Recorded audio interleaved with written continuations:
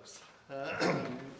For those who don't know, I'm Neil Sutherland, branch councillor for Prospect, and with some responsibility, no, I hesitate to say that, some interest in Project Durham.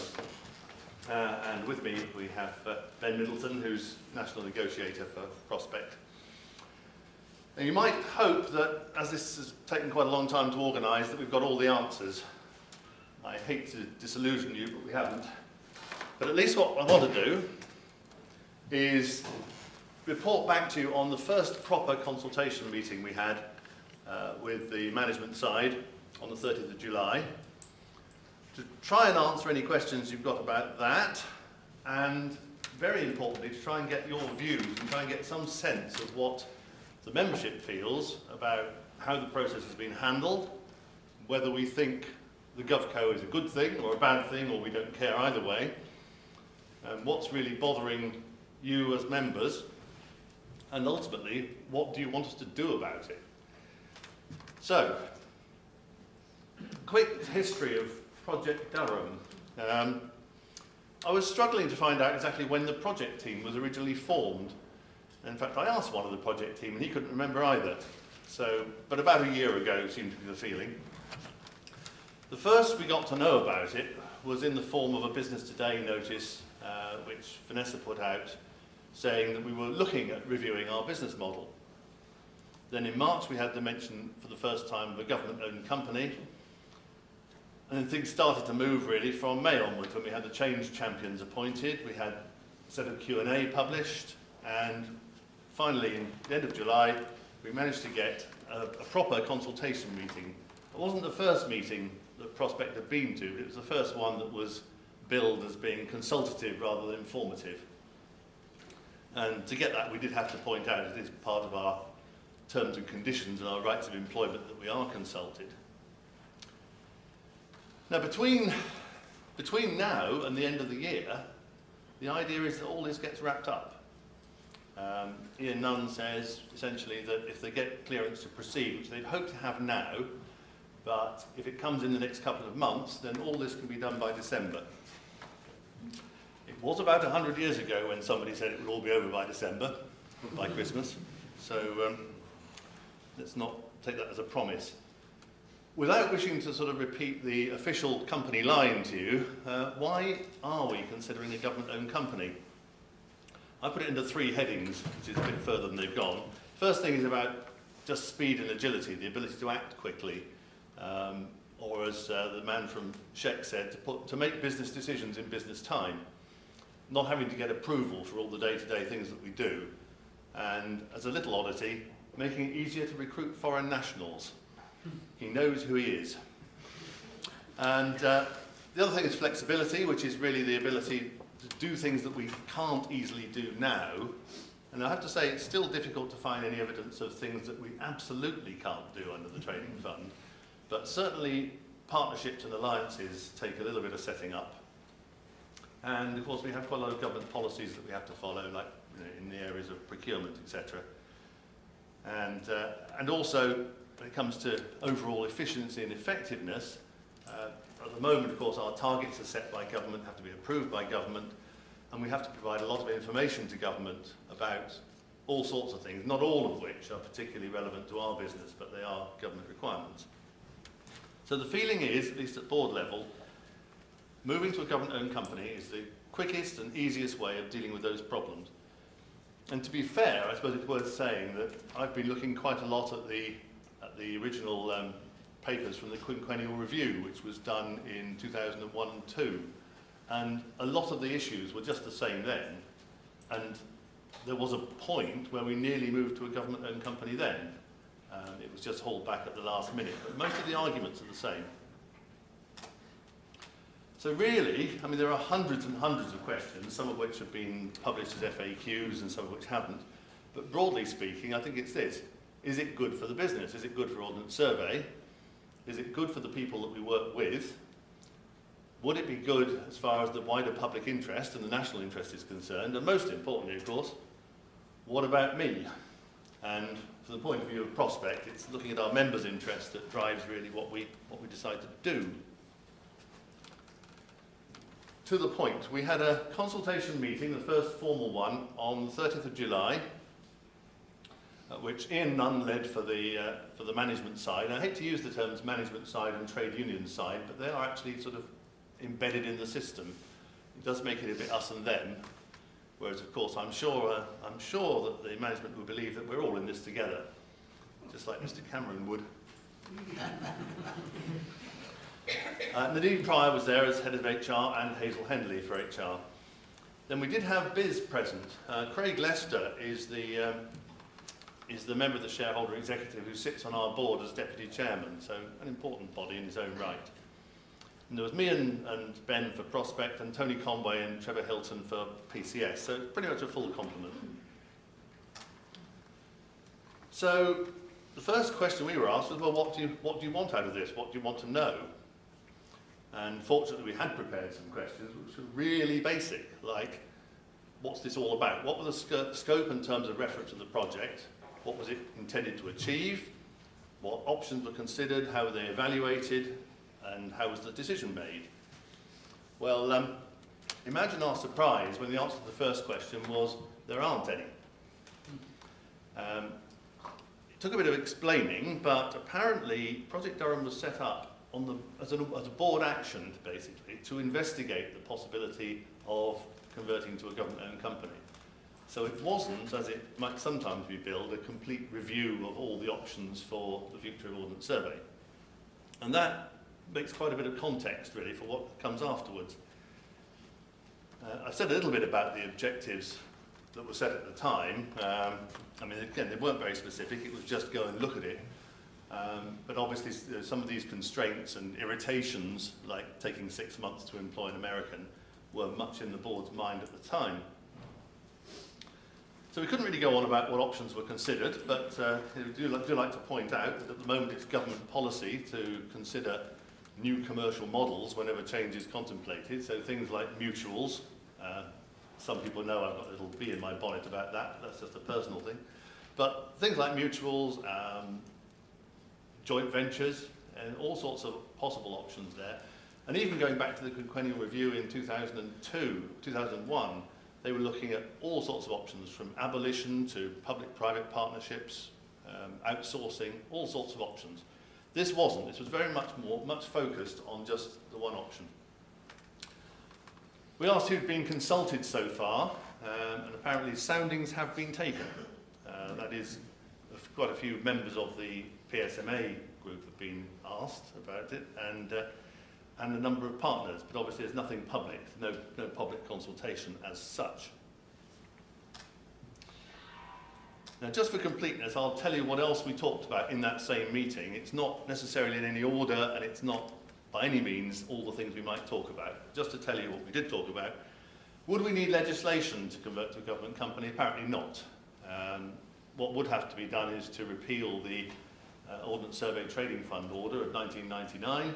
But other than that, no, it's just a matter really of registering a company at Companies House.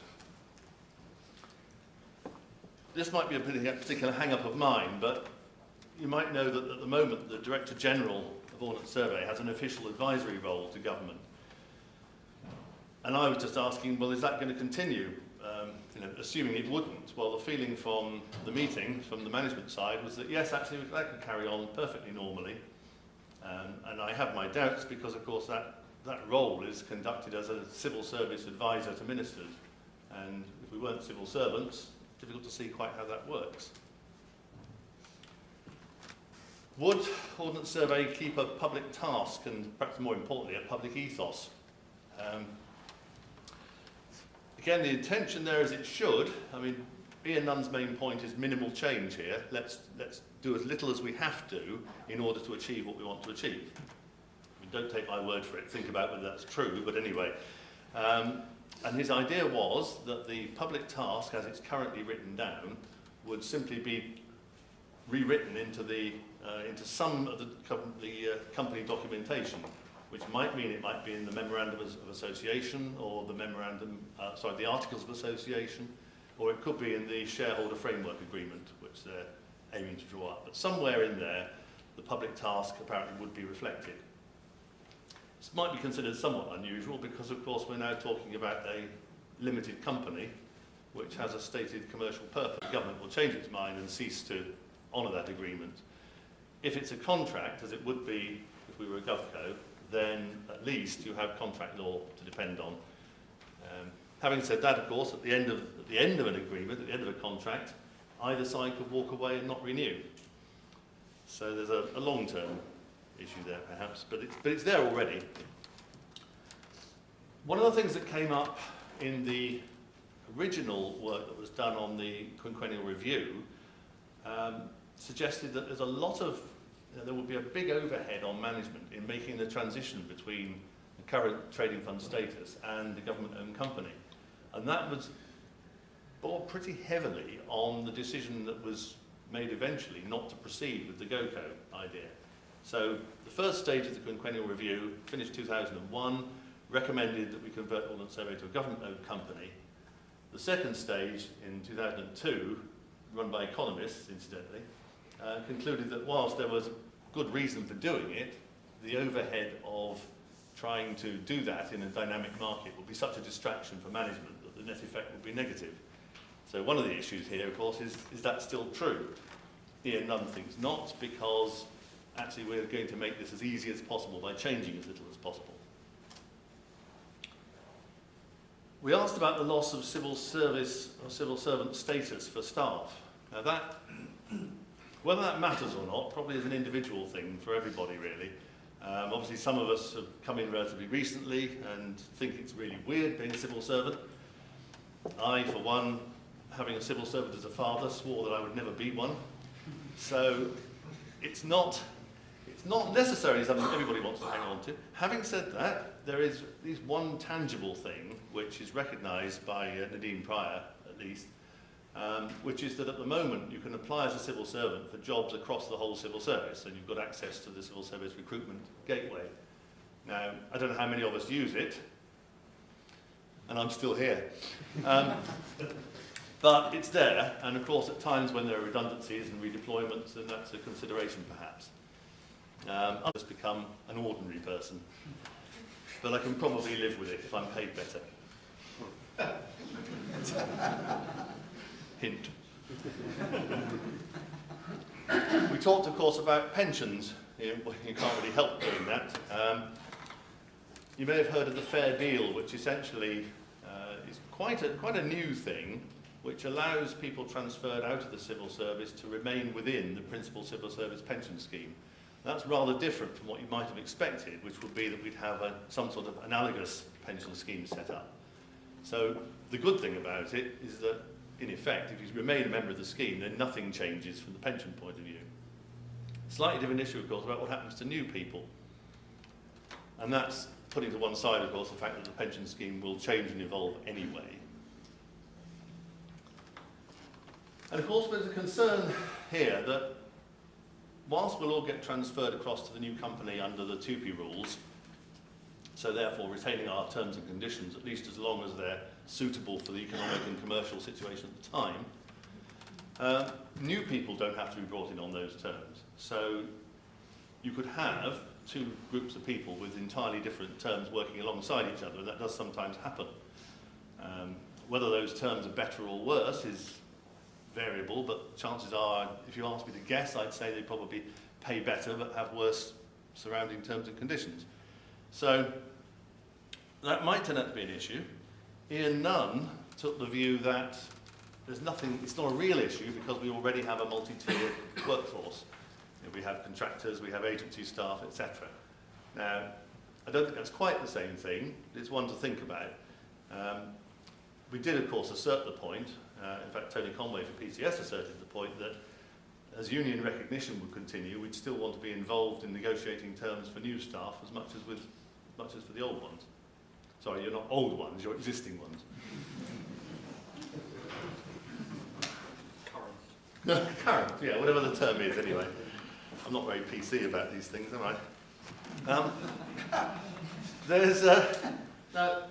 I've started creating my own list of things to worry about here. I don't really want to go through them all at the moment, except that you just might want to say, well, are we satisfied that the need to change has actually been demonstrated, or is it, is it smoke and mirrors? How substantive is that reason? And is the government company the best way of solving the issues that we're confronted with, given that there obviously are other options? Ian Nunn would say this is the simplest, easiest, least disruptive, so let's do this. But should we open it up a bit more? And I suppose let's just skip down to the bottom really. Is this on the path to privatisation? Is this something that we're, where we're heading towards a private future? Of course, the line is always no. The line is from management, and I think we have to believe it. We have no choice. Is that sorry, why do we have to believe it? We have to believe it because management said so. Because management said so. Yeah. I remember that. You can. Well, individually we may wish to challenge it, but anyway, let's take them as being honest and upright citizens and like the ones in land registry. Yeah. We'll come on to land registry, I don't doubt it in a minute. So anyway, the fact is, of course, lots of assurances will be received about it not being on the way to privatisation, but in effect there are no guarantees. So much so, in fact, that apparently when Royal Mail was first formed into a government-owned company as consignia, there was a guarantee written into the legislation that it wouldn't be privatised. So anything can change. So there's two ways of looking at that. One is that actually we're always at risk of privatisation. It could happen anyway at any time.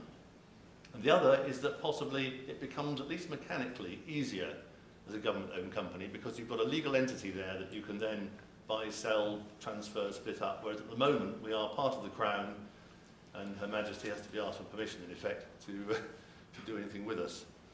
So that's part of the big issue. And there doesn't appear to be any intention to go for a public consultation on this. Why? Well, perhaps we might look at what happened to land registry. Of course, after a public consultation and a union campaign, it actually, the whole idea of conversion to a company stopped, at least for now. Most likely, I think the official answer would be, well, we don't think it's necessary, it's a small change, it's only technical, and we'd like to get on with it as quickly as possible. As quickly as possible might be before anyone objects. So that's really all I wanted to say, so as not to just keep talking for the entire hour. Are we in the position of lemmings here, sort of charging towards a cliff, or actually, is this actually genuinely the most sensible thing for us to do? I'm not going to try and answer the questions, I'll probably let Ben do that. But over to you. What would you like to say? What do you think?